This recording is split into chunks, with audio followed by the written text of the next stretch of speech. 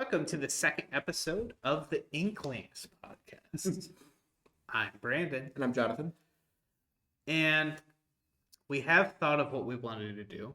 Last time we kind of off the cuff kind of came up with, hey, this would be a cool idea. Why don't we do the Inklings podcast as a way for budding writers or aspiring authors to kind of take note of some of the things that we've done, and you can take it or leave it, obviously. But also to kind of come up with different kind of workshops for people that are either writing or wanting to write, or even to understand, reading things to some degree. And so one of the goals that I think we have in short term is, I think what we want to do is we want to demonstrate kind of writing a short story. So we're going to combine kind of our own knowledge and experience, and we're going to come up with a short story that we will, I guess, publish somewhere, somehow. Don't know that quite yet, but we'll put it out there for you guys to read and check out. And we'll show you what we're doing as we're doing it. So today, what we're going to do is we're going to find and discuss the world, like the plot, the world, all that kind of stuff today for world building. So obviously world building can take a little bit of time as you're writing it. But to get the ideas flowing first is a really crucial step, because I know something for me specifically in my own story is I started with the character, and my main character, I started on them first and tried to morph the world around the character, which is not a good thing. I am still trying to fix that mistake later. So starting with a baseline of a world and knowing the ins and outs and what's happening is very important. So do you have anything to add to that, Jonathan? I know for me, world building is simultaneously one of the most stressful, but also enjoyable aspects of writing and imagining and creating. It's something that has often prevented me from actually getting any work done because I keep coming up with more ideas. So I've got multiple documents on my laptop for my one story, which we talked about back in December. I've got my main document for the actual book, and then I've got 40 other documents and PowerPoints about different here's a region in this world that doesn't even make an appearance in the book, but it's just here's an idea, and it's because I love doing it. And it's just, it's fun to sit down and create a 12-month calendar with different holidays, specifically set for your world, which is something I've done, which I think is simultaneously hilarious that it's there, but also it lends itself well to the world. Or let's, create a footnote about this ridiculous dance that the characters do during a festival. I don't know. I love world building, so I'm excited to get into this. And like Brandon said, I mean, there's obviously so much that goes into it, and this is very much what we're going to be doing today is very streamlined, very basic, but we're going to kind of have fun with it, make it a little bit of a game. Yeah, and we're going to make it kind of like a workshop. So we're going to say what we're thinking on the spot. So we don't actually, what I ended up doing is, so I'm going to show it to you here. So I made little cards that these are biome cards. So there's different biomes that will be kind of, the story will be contained within. So you have biomes, you have themes, and tools. So your tools will be kind of how things happen in the world. So whether that's magic, whether that's, by your own skin and teeth and grin and bear it, or you got your swords, bows and arrows, kind of, or steampunk things. It depends on what things are, how basically how far is the technology? Is that more of the fantasy route? Is it more of the industrialized route? What is it? And then obviously your themes, some of them vary. I kept it pretty streamlined. I only gave, so there's 6 tools, 6 themes, 12 biomes. Pretty simple. I just took a piece of paper, cut a couple things. What we're going to end up doing is we're going to do a random number generator to pick everything for us. So we're going to basically form our world random. Which typically isn't how these things are done necessarily. So it's a little bit of a challenge for ourselves. Uh-huh. And then we'll do, after we figure out what we're going to end up doing, we'll kind of pick through, like, we'll do another randomization and kind of talk through some of the things that we're going to, like, we would do in that instance. Mm-hmm. Like, so we'll kind of talk through the first instance as something we're actually going to be doing. And then we'll talk about another one just to see kind of how things can differ. Sure. So, without further ado, let's do it. Let's get into the game. All right. I've got the random number generator. The game, but yeah. I've got the number generator pulled up. So what is our first category, Brandon? So our first category will be the biome. So that's out of 12. That's out of 12. So which biome are we going to be in? And this is a one and done sort of thing. There's no do-overs. It is a one and done. Just like in life, no do-overs. All right. 3, 2, 1. Randomize.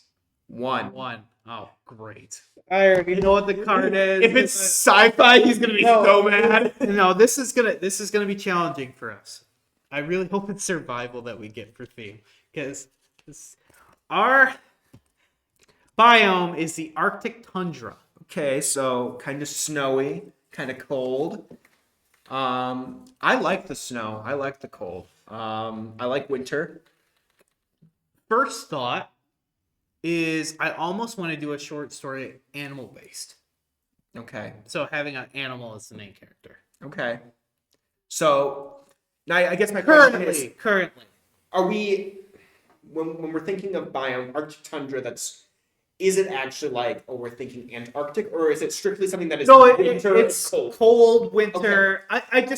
I put actual. Actually, I like the idea of an animal base because you could almost go with some sort of narrative where they're trying to survive a cold winter. Yeah, which is why I'm kind of hoping we get survival, because it would lend itself really well. I'm going to be very intrigued if we get sci-fi as the thing, because then I'm going to be like, okay, the rabbit's got a gun. So we'll see where it goes, but that's kind of my first thoughts. Okay. I really didn't want the tundra. There's so much better ones that I wrote in there. But again, I mean, we say Arctic tundra, but if we're leaning more towards this is a cold environment, like something, it doesn't necessarily have to be this is a perpetually cold environment. It's just cold in the moment, right? Yeah, because I mean, even in Antarctica, there's summer. Yeah. And there's stuff that happens. So it's just the biome it's in. It can get warmer, but in the sense, there's always it's going to be cold. Yeah. Regardless. But it does kind of lend itself to what animals are in it. Mm-hmm. So you got your foxes, your wolves, your possibly penguins. Just because I don't... Polar bear. Those are on completely opposite ends of the world, but whatever. Moose. But yeah. So right. That's the biome. Arctic tundra, cold. So you should probably keep notes of this so we know what. No, we've got. Well, actually, we have. I'll take notes when we're done. Okay, yeah. Okay. Arctic tundra is our biome. So we're kind of going through our thoughts as we're doing it. So you're kind of getting some of our first thoughts, and this is before we even get the theme and tools. So yeah. Obviously. And then, obviously, when we're done, we'll have a little bit of a deeper discussion about. And to make things interesting, the next thing I think we should do is tools. Okay. All right. I'm not going to let you look at this time. Okay. Because so this is out of 6. Yeah. Well, it's because I can see what the first one is. The first one I can see off the top. All right.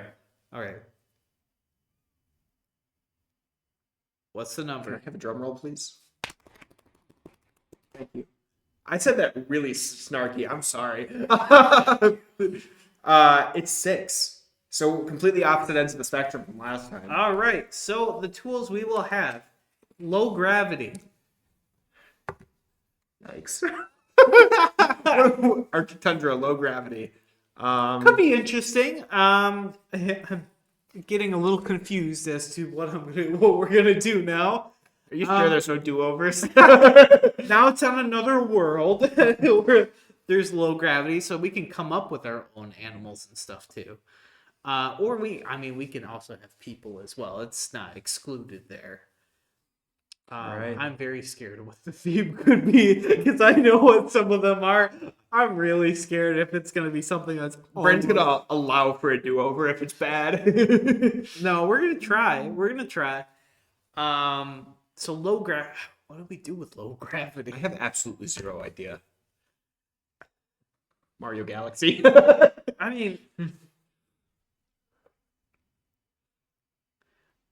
I mean, something I was thinking because it's cold, right? Mhm. If we do it in the cold, I'm thinking of like rivers that are like Okay. it flows differently. Floating water. So rivers. like floating water, but then it's also cold, so they're frozen. Mm. So that could be an interesting landscape. Okay. I like that. So you can almost have like floating islands, different things like that, as an idea. And the rivers kind of connect to the Yeah, islands.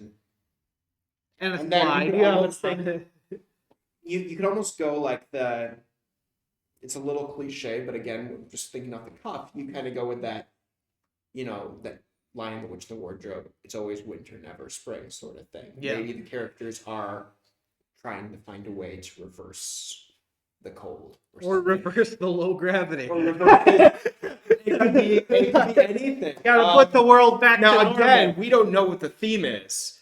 I don't know what any of the themes are. I didn't make the cards. That's why I'm randomizing it because I'm like I can't be the one that picks it. So I don't know if there's a Western in there, but if there is, we're in trouble. Where should we? All right. Okay. All right. So let's see what is the theme, and this is also 1 through 6. Oh yikes! It's a 1 again. So our theme is starting life from nothing, last person alive, or survival. Okay, So it is survival, so they're alone. Typically is what I thought about when writing this, because I was thinking of like deserted island, you're on your own kind of thing like that after like a plane crash or something. So Now it's an alone person surviving on their own. Now here's what I'm almost wondering, and I think it could be interesting. Alone, but you have two characters who think they're alone. So it's two very different perspectives in the same environment. Okay. And eventually they cross paths towards the end. Okay. And then that would also, I think, lend well to two different writing styles for two different voices eventually coming together. That would be clever actually. And I think that's a good way of doing it. Honestly, something that comes to mind. You still want to do animals, don't you? No. I'm actually thinking of a movie that I've watched. It's called Your Name. It's a Japanese animation. Your Name, the Red Twine of Fate, or different. It's a red ribbon, or whatever you want to call it. It makes me think of that because that's where like time changes, like they're connected by like the past and different things like that. So it's like almost they're two different characters, but there's distance and time, or distance, different worlds. So like on one there's low gravity, different things like that, and one's normal. Okay. Like different things. Like I'm just spitballing ideas out. But it makes me almost think of like a Your Name kind of. You could almost do like kind of thinking about that river idea again. You've got a river that kind of maybe connects two different worlds, and you've got two characters alone for whatever reason, and maybe they're following the river from two different ends of it, I don't know. I'm throwing stuff out here. I don't know. I don't know where the Arctic tundra fits in though. Like I said, it's going to be a challenge. This is a challenge for us, but also an idea. It's a way for you to kind of understand some of the ideas that we're kind of working through. And I mean, this is a workshop-esque kind of thing. So we're going to kind of teach you some of the ways that you can kind of go through these things. Obviously, our imagination's already starting to kick in and our creativity is kind of already starting to go. But that's because we've also kind of had these kind of experiences already with kind of some of the stories and world building we've done ourselves. Mm-hmm. So another thing that I think would be awesome, and we might utilize this later for ours, is we're going to end up doing another randomization. And then I'm going to show you some of the tips and tricks that at least I've done. I did for inspiration for some of mine later on. So we'll randomize again. We'll kind of go through the same kind of thing. And then I'm going to show you a little bit of kind of a resource that I've used, and I'll link it down in the description below for you guys to use as well. So we will randomize again, and this time we're going to keep the tundra, the low gravity, and the other off to the side, so you'll get something a little bit different. I gotta write these down. And now they're going to be 1 through 5 and 1 through 11. Because now they're down. Okay. We'll go in the same order. So we'll start with biome, we'll go to tools, then we'll go theme. All right. So I had to write those down in my notes so that I have them. All right. This is biome. Yep, biome. 1 through 11. We're sitting at 8. 8. Okay. 1, 2, 3, 4, 5, 6, 7, 8. So that is the Great Plains. Okay. Great Plains as a biome. First thing I think of is home on the prairie. Yeah. Grassland, all that kind of thing. Kind of that Westerner kind of thing as well. I mean, obviously, I think of the Great Plains of America because that was kind of the inspiration of the Great Plains. When I think of a grassland, I think Great Plains. the Great Plains. Yeah. So my mind kind of goes towards a Western too. Yeah. So we'll see if we get sci-fi this time. Obviously, the biome will morph with what the theme and some of the other elements will be. Right. But again, it gives you that idea of different wildlife, how things look, different things and you can always cross-reference different things too. So another thing that I did for my story is I take some pictures of different landscapes and different things, or I try to look them up online, and I put that in what you would call almost a storybook, or I put them on Google Slides. It's like a storyboard sort of thing. Yeah. So I have different inspiration pictures that lend itself to different regions in the map of the world I created. So, for example, I have one of the Grand Canyon.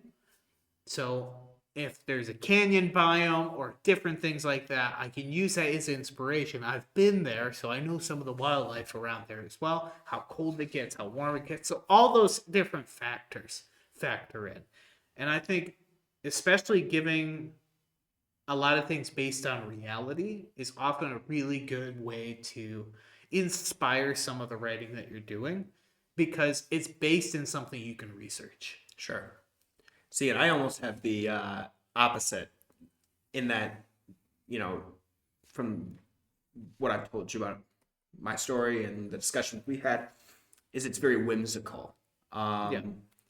And so it's less grounded in reality and more, what ideas can I possibly think of? Which, those are fun in its own right. And some of the things that we were thinking about, the low gravity, everything, that turned into more of a whimsical kind of... Right, and that's kind of where my mind initially goes. The low gravity put it in that direction for me. So, for example, I think, okay, well, I want a city in my story that's heavily inspired by, their PTCAs, their, cooks.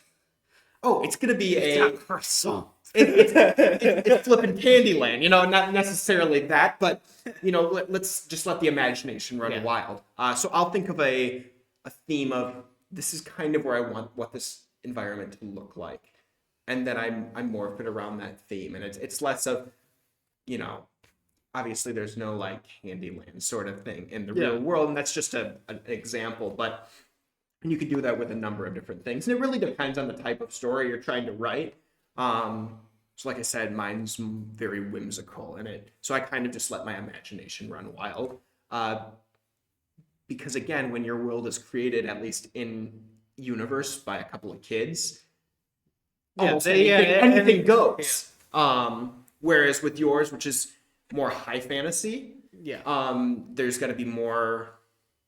It's got to be more grounded. There's elements of it that are based in reality. Yes. Where yours is your otherworldly kind of thing. Mine is this is the world. Sure. It's just got these elements of different and things. Again, which it's different. It's like a different setting or different world that we've created, and it really depends on the story you're trying to write. Yeah. And so those are obviously just ideas of what has helped us with our own stories. Obviously, with this, we're going to have to figure it out as we go. So I think we should get to tools. Yep, we'll get the tools, and then we'll continue if we have any other tips and tricks that we could send you guys as well. All right. 1. Wow, it just like 1. Okay. I can redo it, but no, we'll go for it. That goes against the integrity of the game. Information as a tool. So think spies. of like a spy. Spy. James Bond. So that's 007. So all the action and everything is based on information. So what this is, and I'm kind of almost going more industrialized, is almost like a battlefield on the Great Plains. Okay. So information is key to it's going with those spies. How many scouts and different things that you have. See, and my mind immediately goes more whimsical again. Well, where it's you take that Western story idea, cowboys, and you kind of mesh it with a fantasy and make it a heist sort of thing. And that's just where my mind goes is cowboys plus heist might be kind of fun. I don't know how it would work. It would depend on the theme.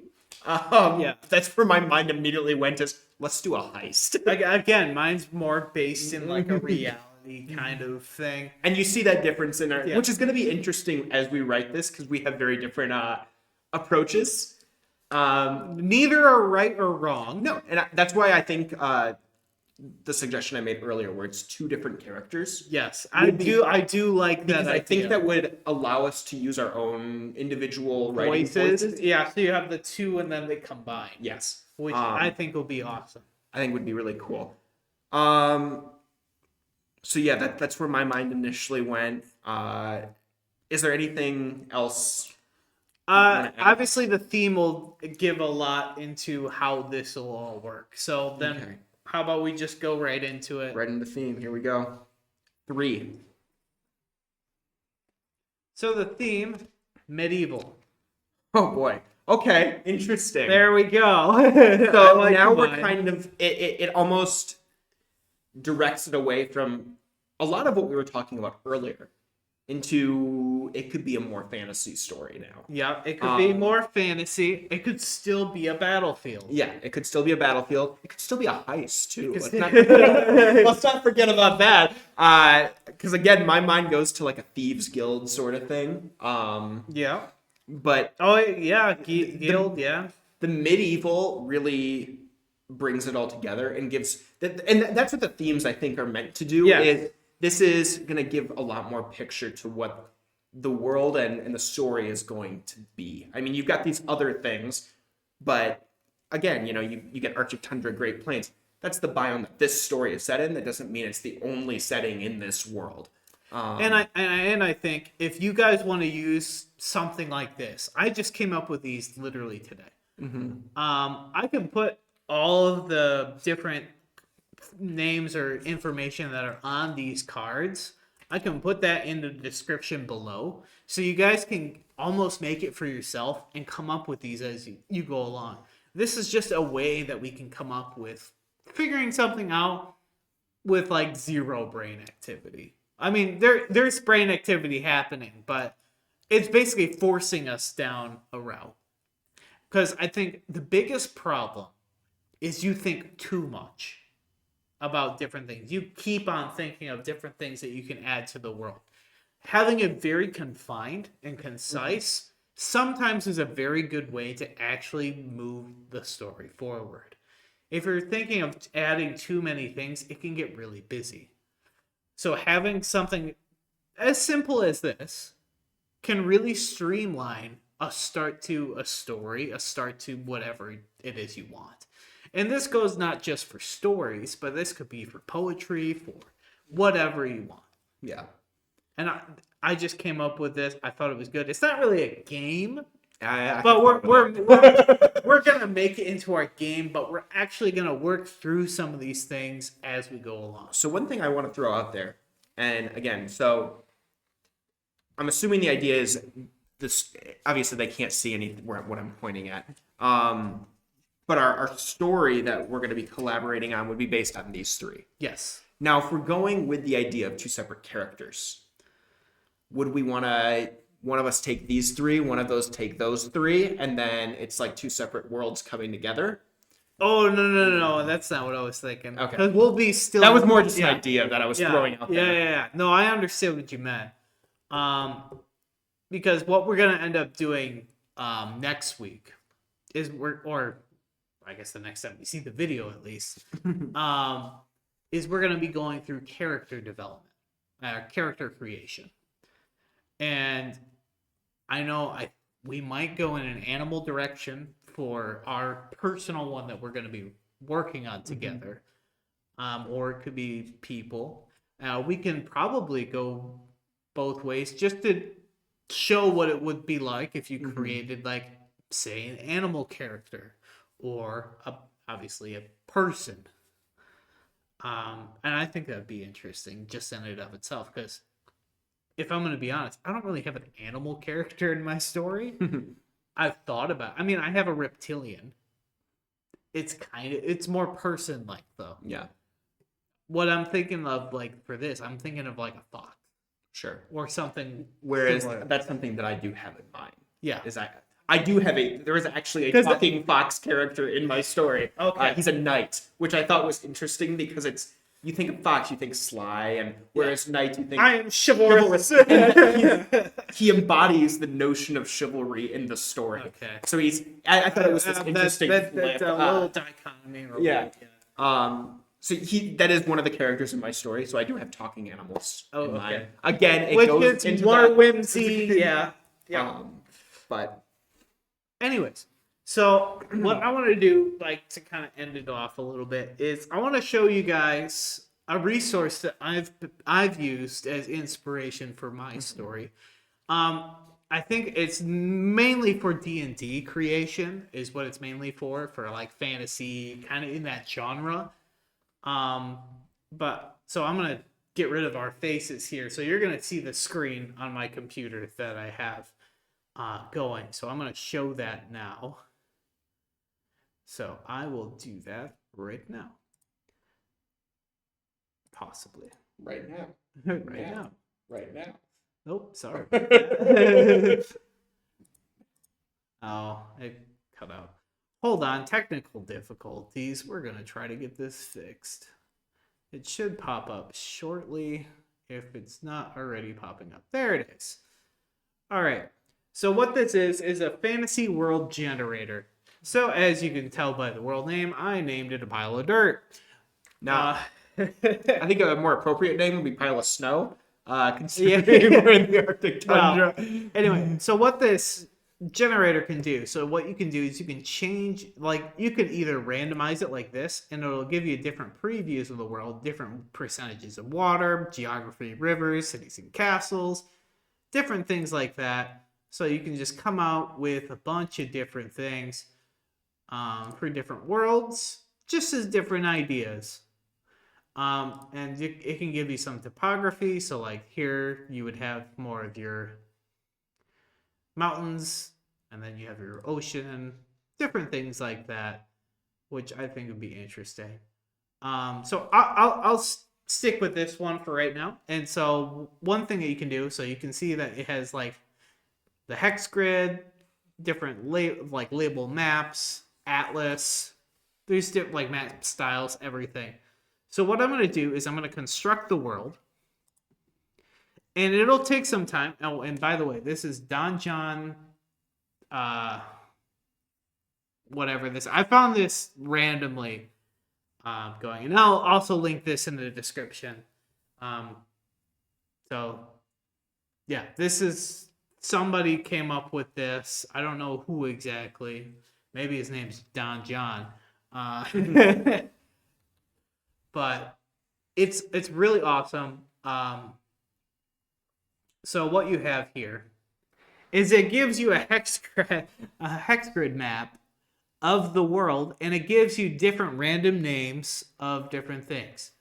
So like the Sea of Kipra, or just random things like that. And it gives you some topography, different things that are happening. It just gives you an overall map or something that you can kind of work around.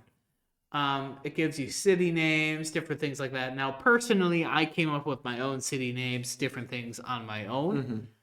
But I think this is a really clever idea, especially for D&D. Just to get an idea of how some of these things look, for sure.